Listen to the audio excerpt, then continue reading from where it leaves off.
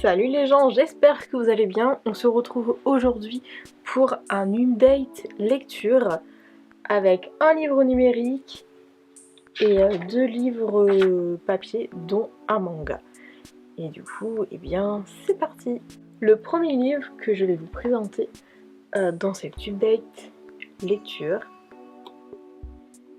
il s'agit du coup du 5e tome de The Witcher, ou du coup du sorceleur, où le tome s'appelle Le baptême du feu, et c'est donc de Andrzej Sapkowski aux éditions Big Bang, ou plutôt aux éditions Bragelonne. Est-ce que vous voulez bien faire le focus, monsieur, pour qu'on puisse un peu plus voir la couverture, qui je trouve splendide. Mais est-ce qu'elle est splendide parce que c'est Henri Cavill, ou est-ce qu'elle est splendide parce qu'elle est splendide? Moi je pense... On refait le focus s'il vous plaît. Je pense qu'elle est splendide parce que c'est Henri Cavill. Parce que j'adore Henri Cavill. Tout ce qu'il a fait est incroyable.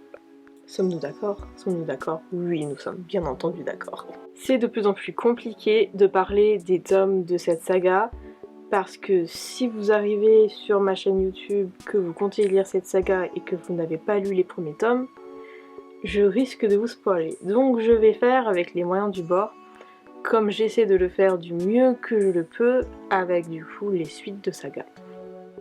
Bref, ça faisait un moment que je n'avais plus lu cette saga, du coup j'avais vraiment peur de ne pas réussir à rentrer dans l'histoire, de ne pas me souvenir de certaines choses, ce qui est arrivé, mais c'était moins handicapant que je ne le pensais. Donc je suis comme très heureuse d'avoir réussi à rentrer de nouveau dans cette histoire sans vraiment de grandes difficultés. Qu'est-ce qu'elle me fait? Voilà, de grandes difficultés. Il y a toujours des longueurs, comme dans la plupart des romans fantasy que je lis. Vraiment des passages que je juge totalement inutiles, qui sont peut-être drôles ou mignons, mais qui ralentissent en fait l'histoire. Parfois ces passages me dérangent moins, parfois me dérangent plus. Là ça va, mais ça reste comme pour moi des longueurs. J'ai été également très contente de retrouver du coup Gérald, Yennefer, Ciri, Jaskier, enfin tous ces personnages là que j'adore. J'ai également trouvé que nous avons eu dans ce tome un peu moins de politique que dans les autres tomes, ce qui apporte d'une certaine manière un très grand bol d'air frais. C'est tout ce que j'ai à dire, j'ai mes notes là, mais ça m'a l'air d'être bon.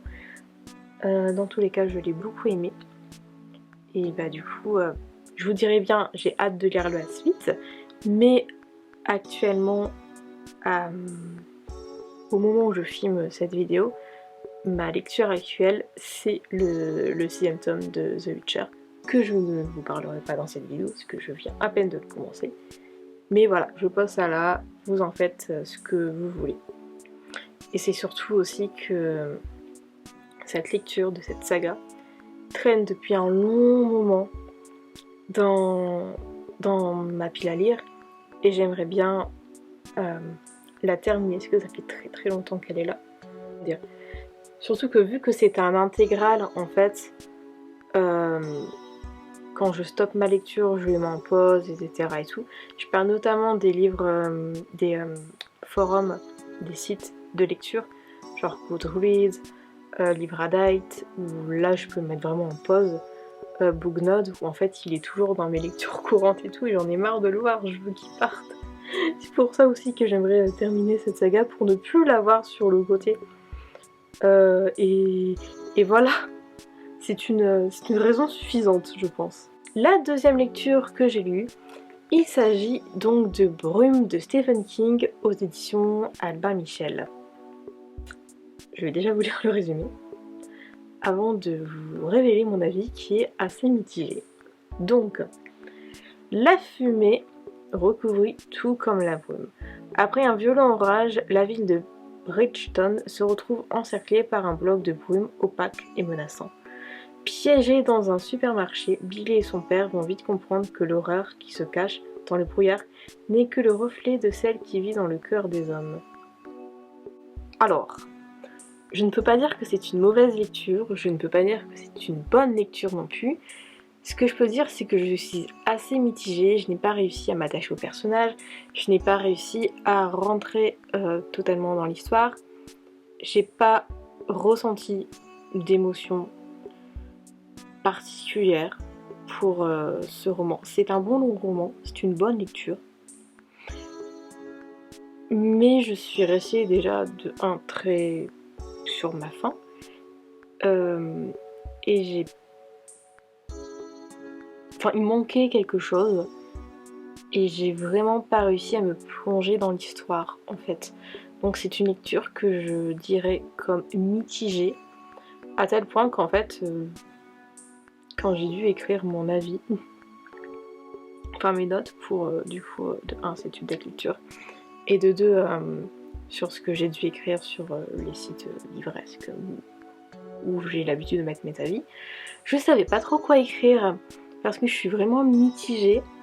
Je l'ai pas détesté, je l'ai pas aimé, je suis mitigée et je ne sais pas vraiment quoi dire. Du coup, juste bof quoi. J'espère que les autres Stephen King que je lirai seront meilleurs, mais celui-là, bof. Pourtant, la 4ème de couverture, elle me tentait grave. Je trouvais que c'était... que ça allait être bien en fait. Et bof quoi. Et le dernier livre que j'ai lu pour cette update lecture, il s'agit du 4ème tome de Aromantic Love Story de Haruka Ono aux éditions Akata.